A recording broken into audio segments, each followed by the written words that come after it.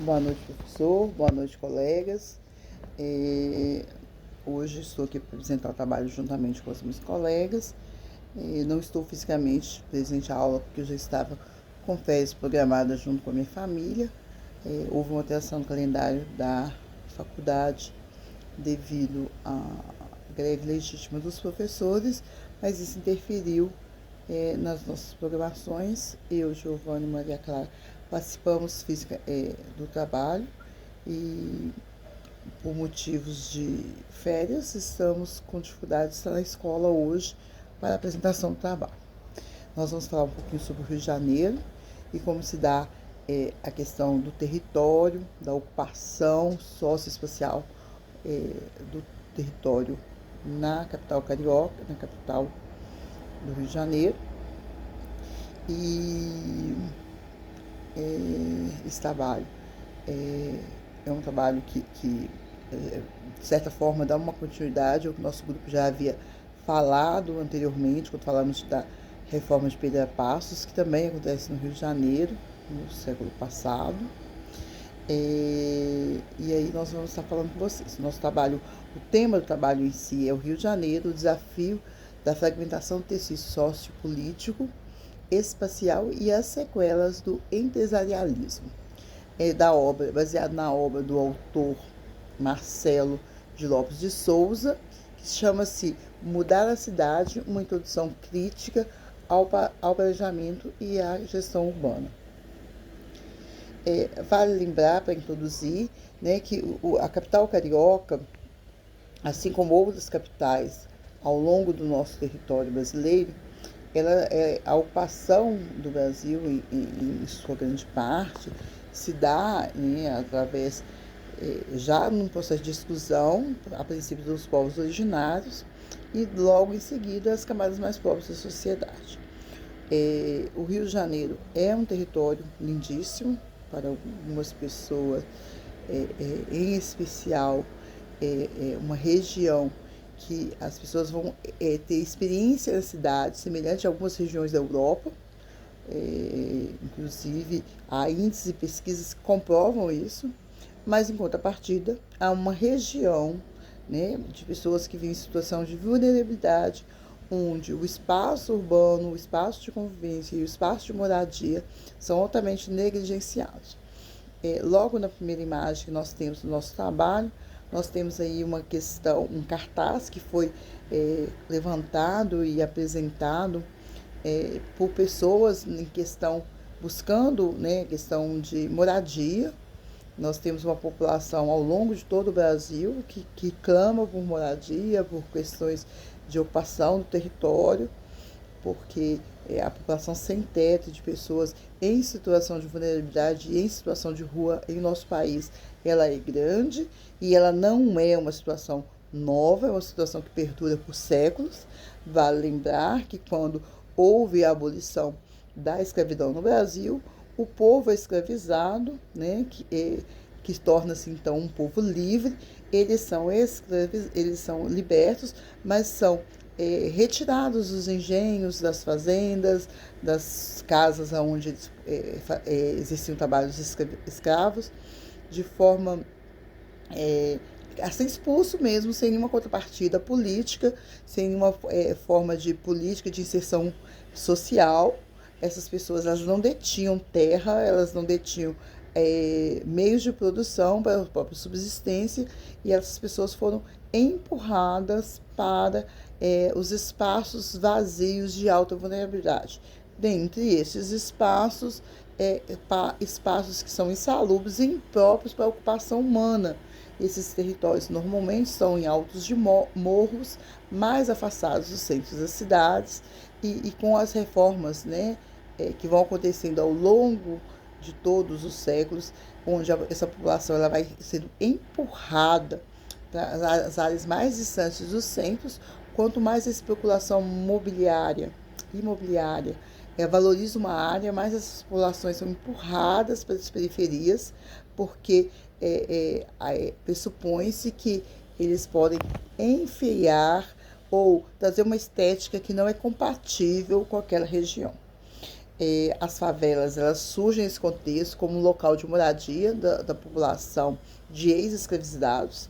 Até hoje nós temos isso como uma característica social do espaço urbano, onde 70% da população de vilas e favelas e aglomerados, seja lá qual nome nós quisermos dar a estes espaços, 70% dessa população é uma população negra, e muitos deles descendentes de ex-escravizados que, como local de moradia, só tiveram esses espaços para serem ocupados.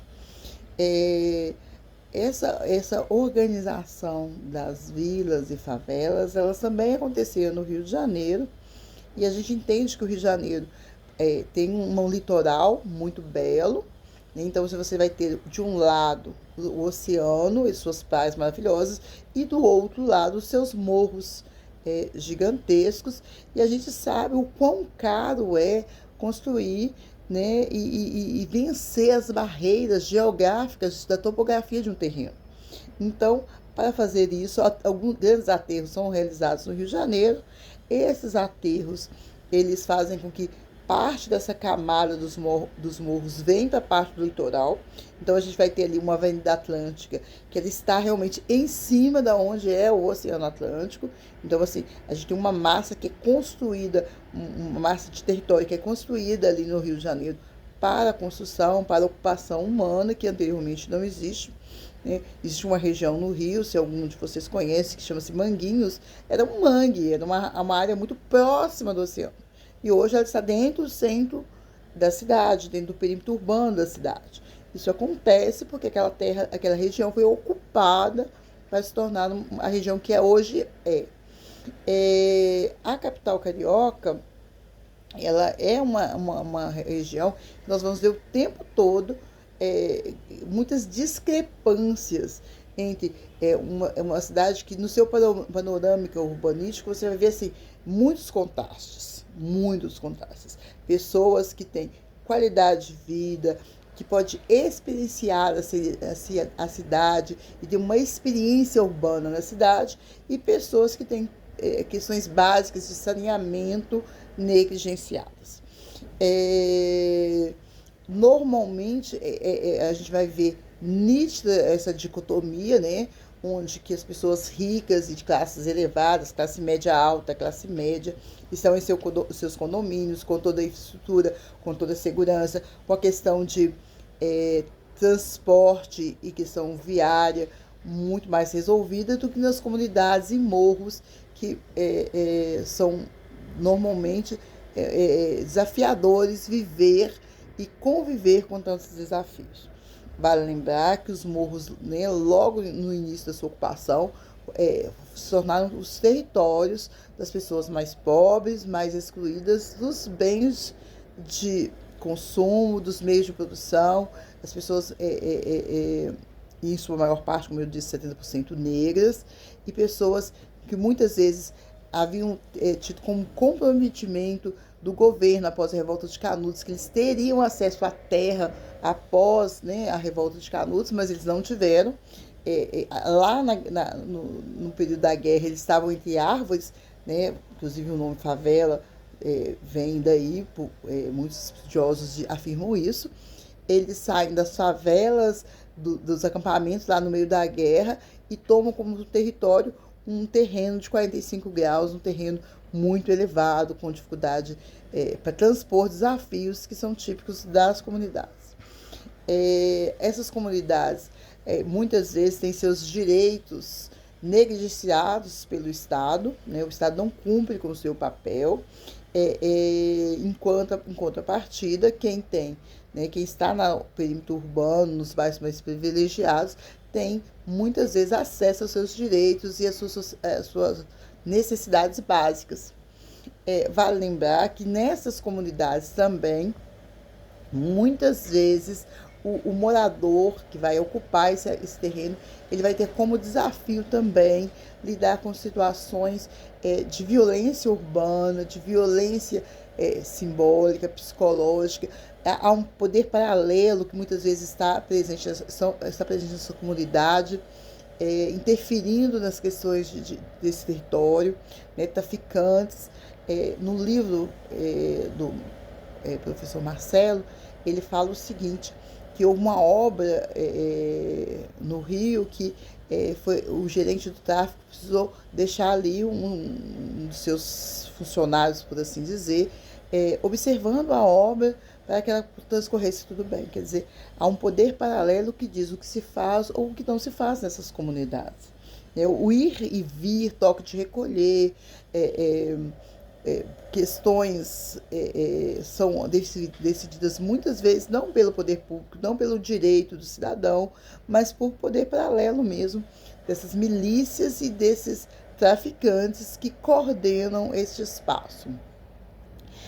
Eles mesmos que definem a sua própria ordem, eles limitam a autonomia do governo, eles limitam a questão da ocupação desse território, né, seguindo suas próprias leis. Um poder paralelo, bem como eu já disse. E no próprio Rio de Janeiro, para além disso, nós vamos ter a classe média alta, a classe média e a classe alta morando em condomínios, né, nas suas bolhas, e aí a gente vai falar que essa bolha ali no condomínio, ali no local que eles estão habitando, eles vivem uma vida totalmente diversa daquilo que nós falamos de comunidade, de aglomerados, de vilas e favelas. São muros muito altos, eles estão autossegregados, eles mesmos se separam dos demais cidadãos da cidade, vivendo cada dia mais enclausurado, e aí eu vou usar o termo clausura, porque são bolhas mesmo, onde essa pessoa se sente protegida e se protege dos demais habitantes da cidade. E aí não existe inter-relação entre essas pessoas. Habitam no mesmo espaço, mas a forma de habitar e viver na cidade e de experimentar a cidade, a experiência no urbano é totalmente distinta daqueles que detêm o poder, que detêm a questão financeira e o poder socioeconômico daqueles que são menos favorecidos. Vale lembrar que esse processo de autossegregação que a classe média alta, a classe média e a classe alta se permite, ela faz com que eles não entendam o que é a realidade para além dos seus muros, para além da sua bolha. Em contrapartida, cada dia mais esse processo de exclusão das camadas pobres, desses centros urbanos, desse espaço urbano acontece mais efetivamente.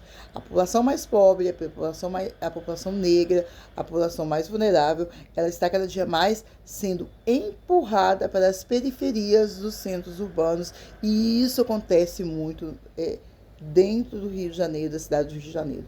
Você vai conhecer, estar no Rio de Janeiro, e o Rio de Janeiro, a cidade maravilhosa, ela é maravilhosa, mas não para todos. Ela é maravilhosa para um nicho de separados, eleitos e escolhidos, que muitas vezes discursam que não existe lugar de privilégio, que todos têm a mesma cidade, que todos têm as mesmas 24 horas do dia, que todos podem construir a cidade que querem.